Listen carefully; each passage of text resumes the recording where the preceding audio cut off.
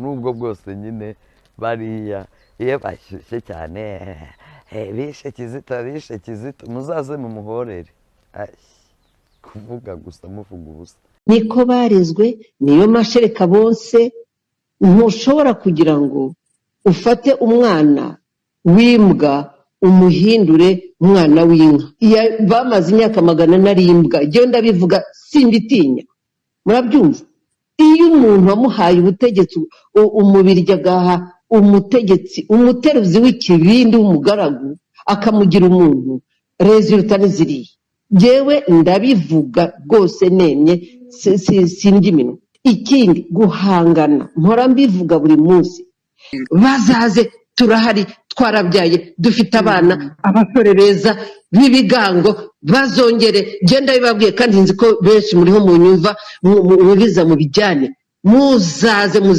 tuzabereka abana banyoye amata imyaka 30 uko bambara murabyumva neza mwangegera mwe muri aho ngaho muriho mwumverega ndababona ndabazi nimugende mubwire bene wanyu muzajye mumokera hanze nk'imbwa ziziritse ubu mu Rwanda hongeye kuba ibyago biragatsindwa ntibikabe ariko biramutse bibaye abatutsi tugahunga twahongera he wajya muri Kenya ntiwumve bihari wajya muri Uganda wajya muri Tanzania abo duturanye mbwiraho abahunga bari bo bose bahungira heho kandi ibyo bihugu nkubwiye nibyo twahungiyemo abantu ntibafite ubwenge bwo gutekereza Burundi bwaratwakiriye ubu wajya mu Burundi Kongo yaratwakiriye wajya muri Kongo Kenya yaratwakiriye nturebe uko bimeze Uganda nturebe uko bimeze hanyuma rero yabaza umbwire aho mwahungira Imana ntabwo gukorera icyo ugomba kwikorera ubwawe Cende umututsi kandi yemera kandi akunda igihugu kuva mu 2017 aho batangura amatohoza y'ibinogo rusange byaratawemwo abahutu b'inzirakarengane bishwe ikivunga mu 1972 naragira ubuntu mba muri abo bantu bajejwe kumviriza abantu no kurondera ibinogo rusange jewe nashaka ko ukuri kuvyabaye koja habona hagomba ko hariho bamwe bavuga bati nta byabaye abandi bakavuga ati byarabaye rero imbere y'uko kugira ngo ukuri kumenyekane byari bikwiye ko abanza kugaragara ko ubwo bwicanyi bwabaye bikaba kumugaragara abantu bakabibona bigakuraho impari n'amahane 72 je sinari bwanabeho ariko kubwo abakurambere ababibonye ndetse twarashoboye no kubona kumviriza n'abashobora kubikora bakavuga bati twebwe twatumwa n'igihugu harawe nico bita ihonyabwoko ariko imanga ntimarira imana abeshi bapfuye n'abahutu ariko kandi n'abatutsi barapfuyemwo bake kuko harimo abatutsi bagerageza kunyegeza abandi wazaba ariho nk'umuntu wasanga apfuye azize yuko yanyegeje abahutu akabwirwa ijambo ko wigura imbwa mu kajana ibara ryaraguye ariko kandi byongeye abatutsi bose bishe umututsi yabikoze abibazweho gatwe kiwe n'umuryango wiwe n'ikimenyamenya nuko hariho abatutsi bagerageje gufasha umugwi severe kugira ngo ukuri kuce ahabona iterabwoba ntiribura ariko twararonka ama message bavuga bati mbewe wa mututsi we ivyo bintu giye kwerekana nibiki aho abatutsi bene wanyu aribo bishe abantu akabari ugiye kuvyerekana navuze nti jewe mu byo tumaze gutohoza havugwa ko abantu benshi batawe mu nzuzi Jiji Murembwe na Siguvyaye abandi bagasangukira mu mashamba kandi Bururi twaragize bakwe ridasanzwe turaronka abasoda bari ku kazi k'igihugu bakatubwira bati jewe narakoze kandi nari ku kazi k'igihugu twaravuganye ba mustaneri ba kera bakatubwira bati jewe ibyo nakoze byose nabikoze nkurikije amategeko y'igihugu abapfakazi batubwira byinshi imfuvyi zitubwira byinshi abacamanza ba kera bubahutse kubwira severe ibyo bazi n'abandi banyagihugu n'abacitse ku icumu bamwe mu baganiriye n'umugwi bari bafise amabanga mu ntwaro no mu gisirikare mu 1972 babwiye umugwi severe ko ibyo bakoze byose babitumwe na leta. Abanyagihugu barakoreshejwe cyane mu kwica abandi badasangiye ubwoko, rimwe na rimwe bakabajaniranya n'abo basangiye ubwoko baba bagerageje gukingira abandi. Ibyabona byinshi byarabwiye umugwi severe ibyerekeye indege zirimo abategetsi ba gisirikare zaje kurasa abenegihugu ku mitumba.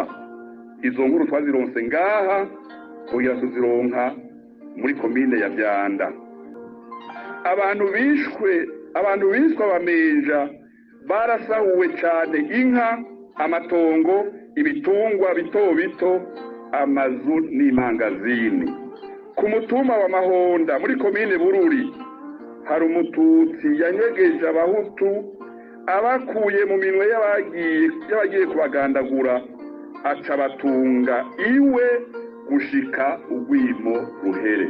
Aha ku Muzenga turi baratubwiye umututsi yishwe ariko agerageza gukigira umuhutu mugenzi we. Umupolisi Makakaza yabaha ku Muzenga iyo yaraje mu gatondo sanga imbere y'inzu abo yavuye ku giteramo ngene umuvyure lenze irembo yasanze haruguru y'irembo hari umugabo afise icumu, hepfo hari uwundi afise icumu, aca baramutwara kumwica. Babazize ubwoko, yishwe abahutu gusa. Hapfuye umututsi umwe wo ku Ndava avugiye abahutu, ariko ahandi nta wundi muntu yapfuye. Babishe bagaca baza kutubarira muhira, ugenda kurima waho muri ko murakora iki n'umubabajwe n'iki wahora urubuze umuntu ugashoza kurima. Twasibiye kugira ijambo batwita abamenja. Itongo naryo aho naca ibiti barahatwaye sigara mu kaderezere, ahantu bari baradusohoje barahatwaye. Turabaho nabi tugayitse dufise agasuzuguro, ata muntu yiga ngo yiganze. Byagenze rero nsaba leta ko bansubiza agatongo data uko yampaye, bakankora ko n'iryo zine y'agasuzuguro ry'umenja. Ntacyo nazize na kimwe. None je nubaho gute? Byariho nyabwoko ko bica umuryango w'abahutu gusa.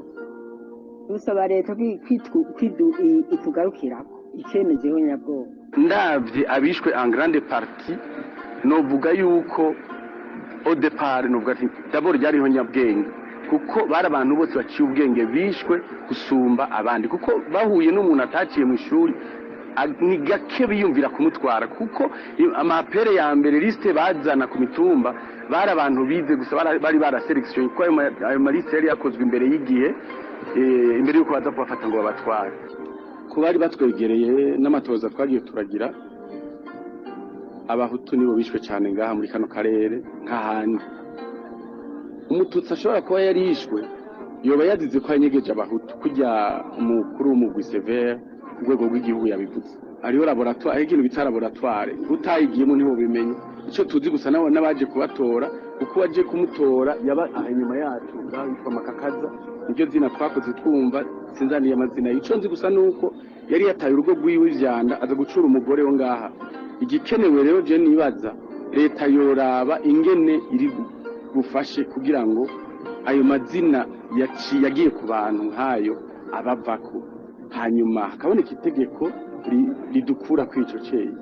Izina ntirigoye gutora, ni indengakamere vrema, birarenze, kuko uravye ubuhanga bujyamye hajya, amagufa ajyamye hajya, abana bahagari bari poste ku mafoto, biragoye gusigura, ariko birarengeye cyane. Dufate nka 95% abantu bajyamye nka bose ari abahutu, wowe uvuga ko atari ihonyabwoko gute? Hari abajijwe n'abazomenya ingene bita ivyo bintu. Uyo ni ihonyabwoko, niba vyemeze ni ihonyabwoko, kuko n'akaroro nk'ayo iwacu nta bantu, nta batutsi bapfuye, hapfuye abahutu gusa. uko imyaka yahera niko abarundi batera bunguka ubumenyi bakaguma bakundana bakiga amashuri bakayarangiza ndetse bakaja kubandaniza amashuri yabo mu bindi bihugu ata n'umwe asigaye inyuma bagasangira akabisi n'agahiye atawanja wangura. Uburundi bwikukiye mu mwaka w'1962 bwatotejwe n'ingoma y'Ububirigi. Uwarondeye intahe yo kwikukira ni Rudoviko Rwagasore yarishwe n'abari baramufashije urugamba rwo kwigenga barishwe kamwe kamwe. Aha twovuga Paul Mirerekano,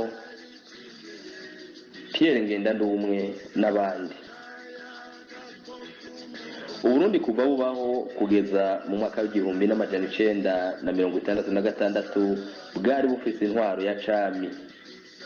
Kuva ku igenekerezo rya 28 Munyonyo mwaka w'1966 intwaro ya cami yarahiritswe n'umusirikare w'umututsi nawe suwundi Kapiteni Michel Micombero.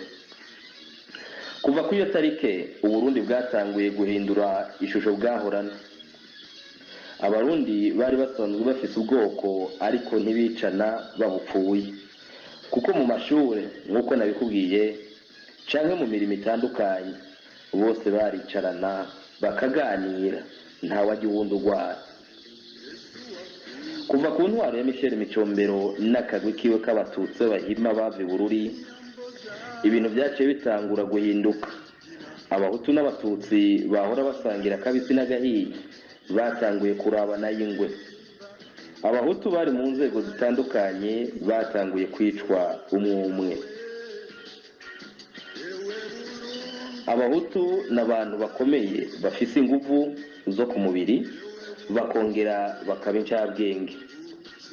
Bari abantu bakunda cyane iterambere kandi aho bari barangwamwo amahoro, urukundo n'umunezero. Aho ni mu gihe mu batutsi bamwe usanga ari abantu b'abanebwe bashaka kubaho batarushe, mbere rimwe na rimwe bakaga ubujyajya bakiba bakanyaga ibitari ibyabo. Urwango rwakomeje gukura mu bwa Nyaburunga.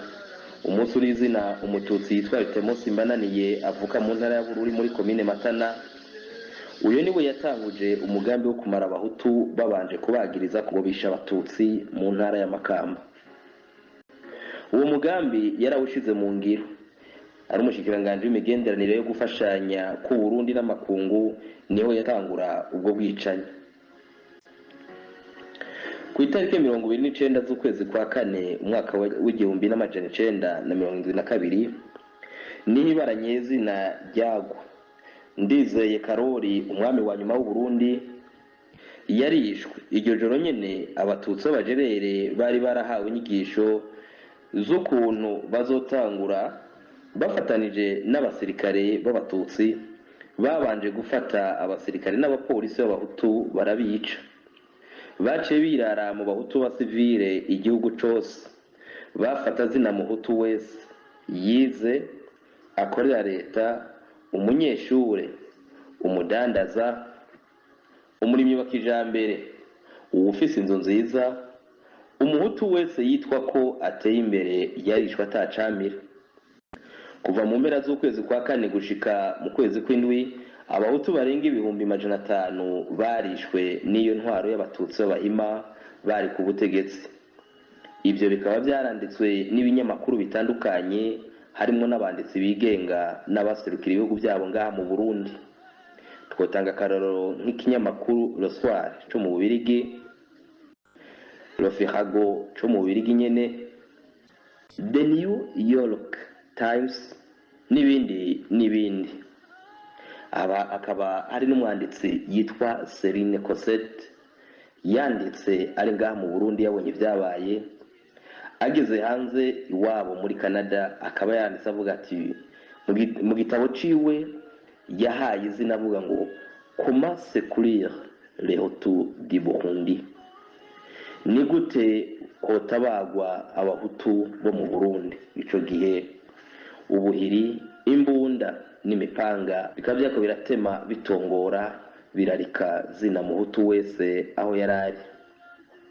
Uko byagenda nuko baraza bagafata abahutu bose bari barize, abari mu mitumba, mu makaritiye no mu bisagara, abakozi ba leta, abanyeshure, abapatiri, ababikira, abadandaza, abarimyi batunze, ni ukuvuga umuhutu wese yari afite imibereho myiza yaricwa.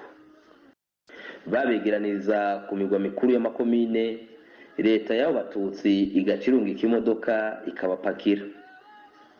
Ikabegeraniriza ku mugwa mukuru w'intara, leta yacizana ibimashine bikimba ibinogo bigatabwamwo abo bahutu bose baba begeranirijwe kuri iyo migwa mikuru y'intara. Hatabwayo abishwe, hari n'igihe bananirwa no kubica kubera ubwinshi bakabatayo bakanura. Abo baba bafashwe bose amatungo yabo leta y'abo batutsi yaciye afata ngo n'iby'abamenja, igaca ibihereza abatutsi. N'ubu hariho abatarabyakwa ngo bisubizwe imfubyi n'abapfakazi basigaye.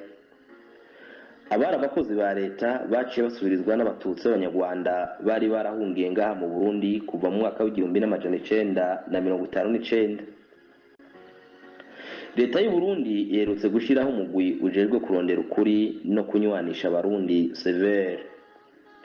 Uwo mugwi ukaba umaze gukora amatohoza afata kibanza aho mu gihugu cose hamaze guharurwa ibinogo birenga 4,000.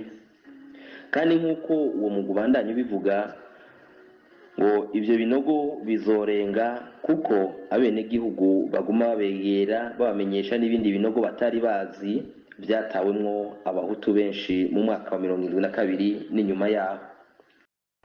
Ahamaze gutorwa ikinogo kinini ni ku ruzi Ruvubu ruca mu ntara zo hagati y'u Burundi.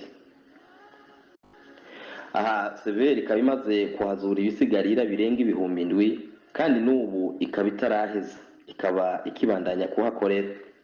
Ahandi ni mu ntara ya Gitega, komine Giheta, ku mutumba Mashitsi, hakaba hatawe mu binogo rusangi 4 abahutu 1971 bashoboye kuharugwa. Abandi nabo bakaba bacitse ubunwenwe bakayora ivu, akaba ari ryo babitse. Nayo mu gacimbiri Nyabunyovu karaho nyine imashitsi bakaba bahazuye ibisigarira by'abahutu barenga 900. Abo bose bajanwa n'imodoka za gisirikare bakuwe mu ibohero rikuru rya Gitega canke kubuzi bari basanzwe bakora. Ibyo byose nubwo byabaye, amakungu ntaco yigeze akora ngo atabare. Ishirahamwe ONU naryo nyene ntaco ryakoze ngo ritabare. Ubu ababikoze abatapfuye bose bahawe indaro n'ayo makungu. Ibihugu vya rutura byita ko biharanira kandi bikubahiriza agateka kazina muntu nibyo bihaye indaro abo bicanye. Biboneka ko ari bo bari babatumye kwica no gusasika inganda z'abahutu mu Burundi. Ibyo bihugu byabahaye indaro bikaba ari ibi bikurikira: u Rwanda, Ububirigi, Ubufaransa, Ubudagi, Ubwongereza, Leta Zunze Ubumwe za Amerika, Canada n'ahandi. Uri ku isonga muri ubwo bwicanyi akaba ari witwa Artemus Mbananiye, ubu akaba ari mu Rwanda. Hagakurikira uwitwa Zenoni Cayenzi, niwe yatwara igisirikare, ubu ari muri Canada. Nayo Pierre Buyoya yari umusirikare ico gihe, yarazwi ku ipeti rya kapiteni, ubu yashimiwe na ONU ko yishe abahutu benshi, ayiserukira muri Mali na Sahel. Gabriel Mpuzagara yari umushikiranganje w'ubutungane, ubu ari mu Bufaransa. Nayo Rosa Hakizimana ubu ari muri Canada, n'abandi benshi. Nubwo biruko ari abamaze gupfa batakiriho, ariko nabo reka tubabibutse n'abatabazi babamenyereho. Uwa mbere ni Michel Micombero, uwa kabiri Albert Shibura, uwa gatatu yari Andre Yanda, uwa kane Toma Ndabemeye, uwa gatanu Karibu umugabo wa Roza, uwa gatandatu Jean Baptiste Bagaza, uw'indwi rumeya, uw'umunani manuwangari jean baptiste, uw'icenda madirisha. Abo ni bakeyi nuko aribo baza ku isonga.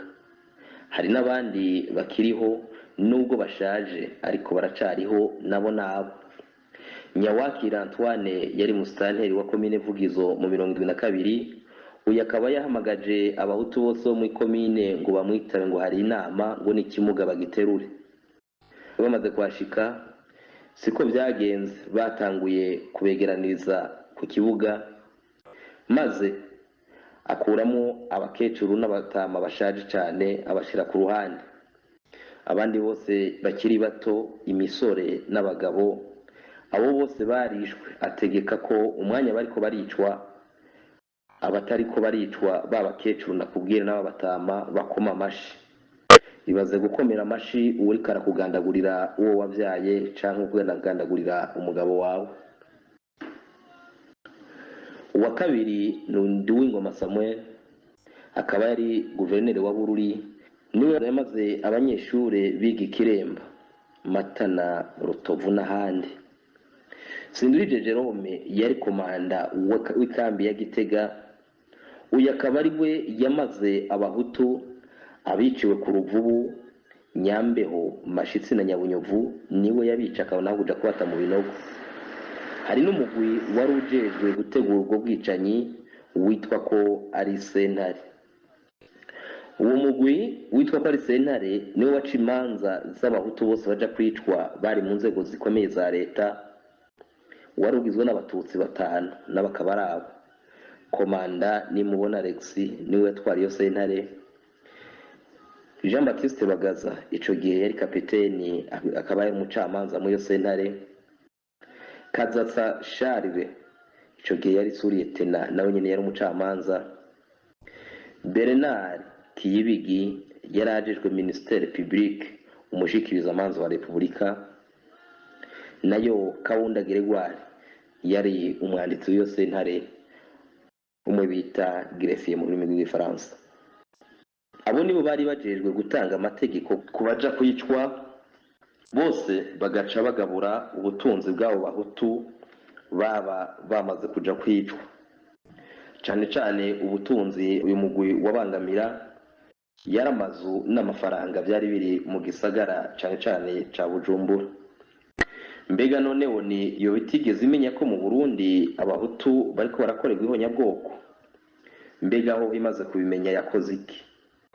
Mbega amategeko avuga iki ku vyaha bene ivyo? Yemejwe ryari? Yemejwe nande? Ninde akinga ihonyabwoko? Ninde arihana iyo ryakozwe? Ubwo bwicanyi bwose bukaba bwabaye oni ivyitegereza kandi ntaco yigeze ikora kugira ngo ababuze bahozwe nk'uko yama ibigira n'ahandi. Nubwo biruko ishirahamwe mpuzamakungu mu mwaka w'1948 ryarashizeho amasezerano ajejwe gukinga no kurwanya ihonyabwoko, ibyaha by'agahomerabunwa n'ibyaha byo mu ntambara. Ayo masezerano akaba avuga ibi bikurikira. Mu ngingo ya 2 y'ayo masezerano niho duhereye, ikabigira iti: muri aya masezerano ihonyabwoko ryumvikana mu gihe habaye ibyaha bikurikira: mu gihe byabaye mu ntumbero yo gusambura abantu canke igice c'umugwi w'abenegihugu bifatiye ku rukoba, ubwoko canke idini, mu kwica abanyamuryango canke mu kwica abari mu bwoko bumwe, gusinzikaza bimwe bikomeye bishimikiye ku mubiri, kimwe mu gifaransa bita torture physique, canke mu mutwe, kimwe bita torture mentale. Kuhatira kwishikana mu mibereho ishobora gutuma haba isamburwa ry'umugwi w'abantu canke igice cabo. Ingingo zishobora kuburizwamo irondoka hagati y'uwo mugwi. Kurungika ku nguvu umwana w'umuryango mu wundi muryango.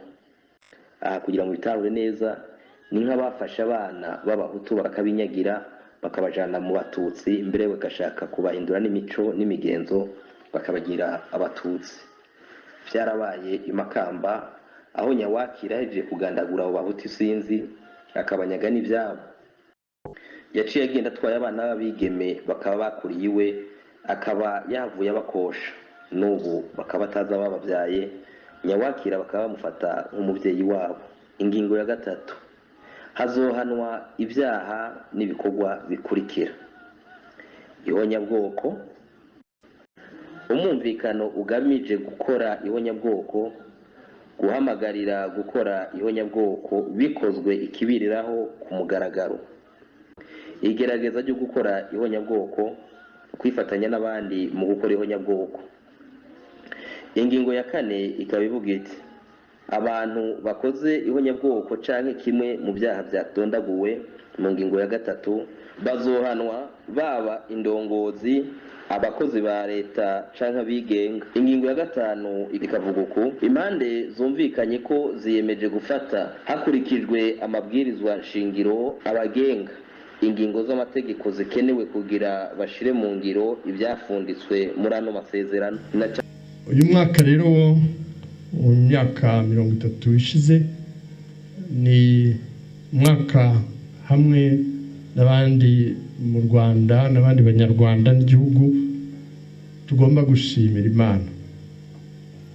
Abanyamateka basubiza inyuma bagasesengura batwereka ko nibo bwa mbere muri aya mateka mabi y'u Rwanda tumaze imyaka 30 nta muntu uhunga, nta muntu wicwa, nta muntu usenyerwa, nta muntu ubundabunda, ku buryo ari umwaka dufite ikintu gikomeye twibukaho kandi dushimira Imana.